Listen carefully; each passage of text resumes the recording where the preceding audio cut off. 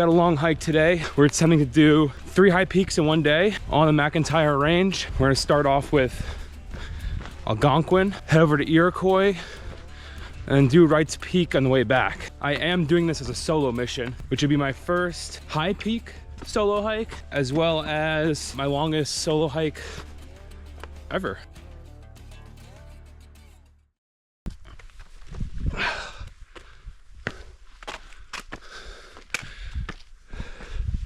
Fast forward about 2 miles.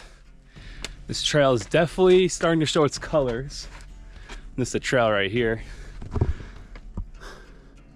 Eventually these poles have to go away. Ugh. For now I'm gonna keep rocking them. This rock is actually pretty slick too. We should be coming up on Wright Peak soon. I know I mentioned doing Wright Peak at the end of this journey, but I'm gonna do it in the beginning. I heard it's the hardest out of the 3 and the steepest. So I come on, just get it out of the way. Film and climb at the same time. Oh man. Absolute beautiful view behind me.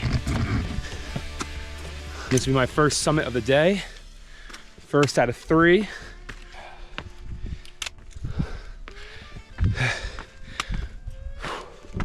This Algonquin right here, that's my next peak of the day. I mean, standing right here looking at it is pretty ominous. Not only do I have to hike up and back this, but to get to Iroquois, I have to hike over the backside and then hike Iroquois and then hike back up Algonquin again.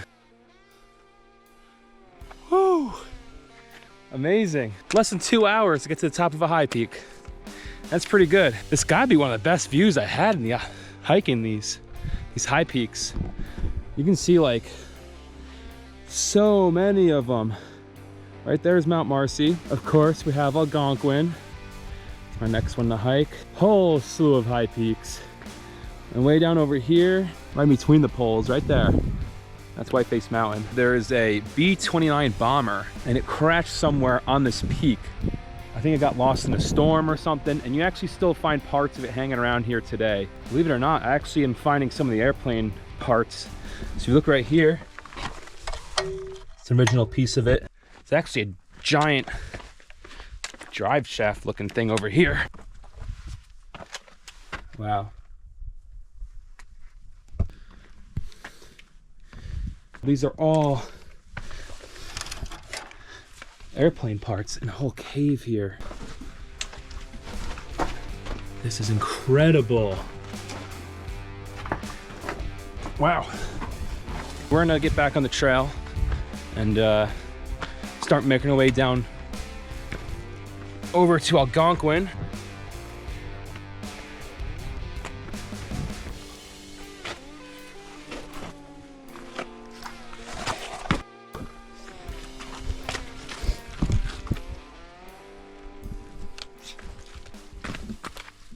All right, so we made it to the bottom of Wright. And then we're gonna be continuing on the trail this way up to Algonquin and eventually Iroquois. This is pretty vertical right here. And we're really just getting started on the mountain. Typical Adirondack high peak conditions, expectations. A straight up and down trail of just rock. There's Wright Peak right there. So we're just shallow of eye level with it. All right, not too bad. We're just gonna keep journeying up, I guess.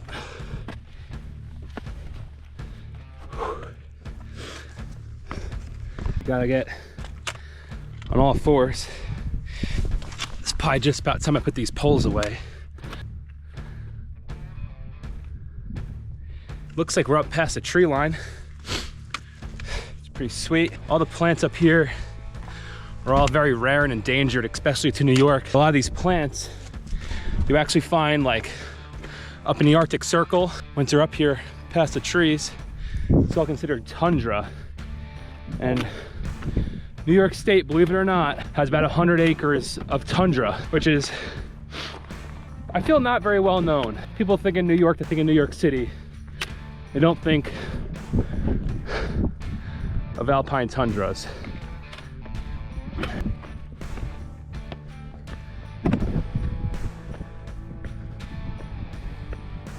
We are currently about to summit the second highest peak in New York State. This is Algonquin. And honestly, I'm at the top. Sick.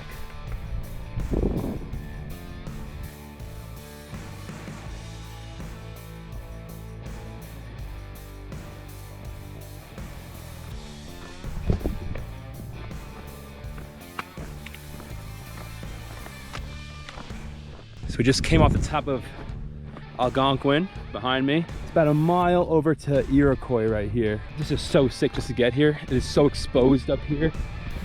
All this open rock face and tundra. And you can see all these rock cairns here. These are actually to use as trail markers in the winter. So don't knock them over. Coming up in this little intersection here, it's down to Avalanche Lake. And this is my trail to Iroquois. This is crazy. You're coming from like this all open tundra above the tree line, and you just get like completely swallowed by the forest. Oh man, it's so cool.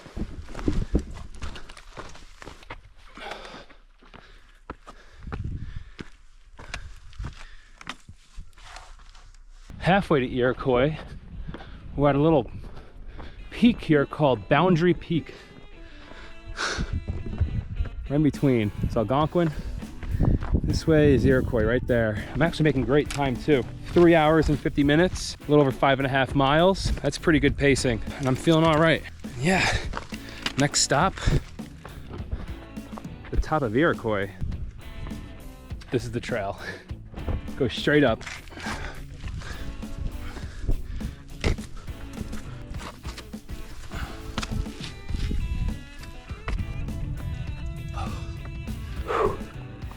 Quite a steep section.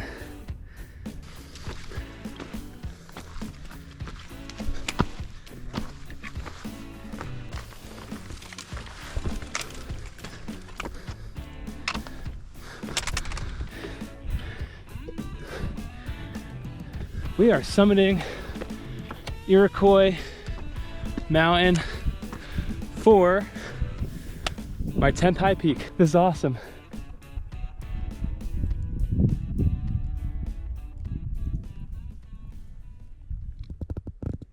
All right, on the top of Iroquois, you can see Algonquin in the distance behind me.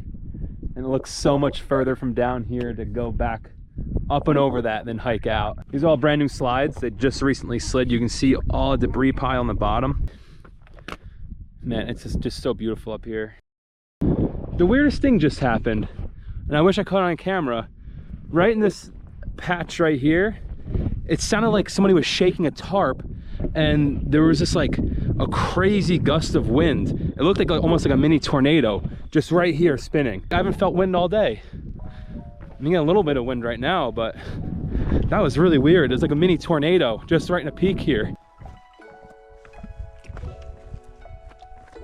We're actually just gonna skip these ladders and go here. There. So we're coming off of Iroquois and back and up and over Algonquin, which is that guy right there.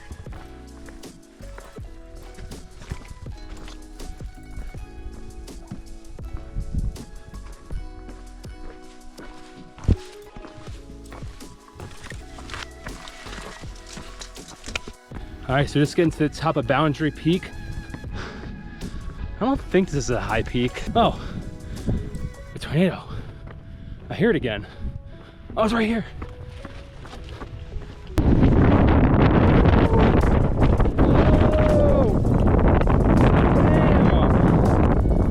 Oh shit. And if you look, there's no wind anywhere else. That is the craziest thing ever. What is that? I almost knocked my sunglasses off. Oh, we're in it again. Oh, the dust flying all around. It's crazy. Can't open my eyes. Wow. So surreal. I've never seen that ever in my life before. I'll tell everyone I got caught in a tornado.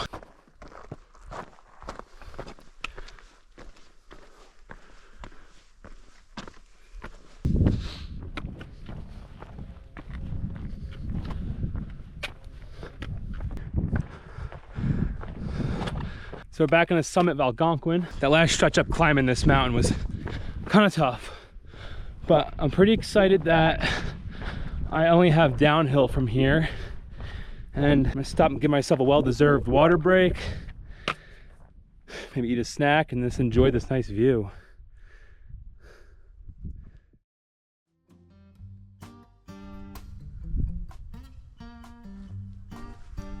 All right, so you're coming off of top of Algonquin now, starting our descent back down. Got these beautiful fall colors. Got a big old raven over there. What's up, buddy? He did a little jump. How you doing, man? Yeah, we're just moving. I'm just soaking up this last little bit of tundra before we get back into the woods. Got one of the most beautiful scenes in New York, I would say.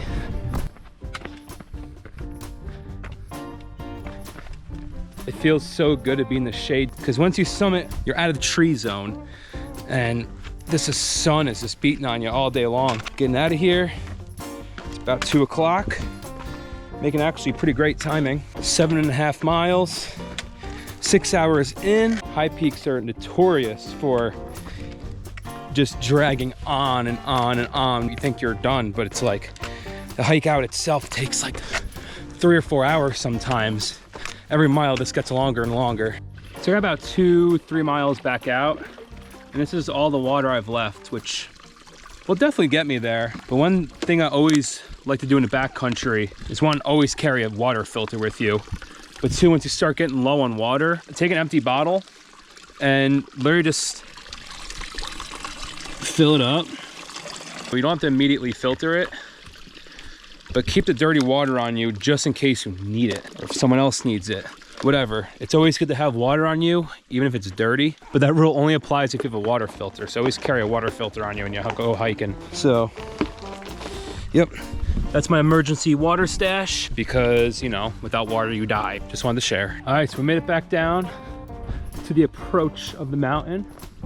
We got about another mile, 2 miles. Let's get back to the parking lot. Thank you for watching this video. I sincerely appreciate it if you got it this far. I hope you found it entertaining. If it was a good video and you think it deserves a like, give it a like. If you want to see more adventures, please follow along, subscribe, and yeah, thank you for watching. I'm Ryan, we're outside, and thank you. Goodbye.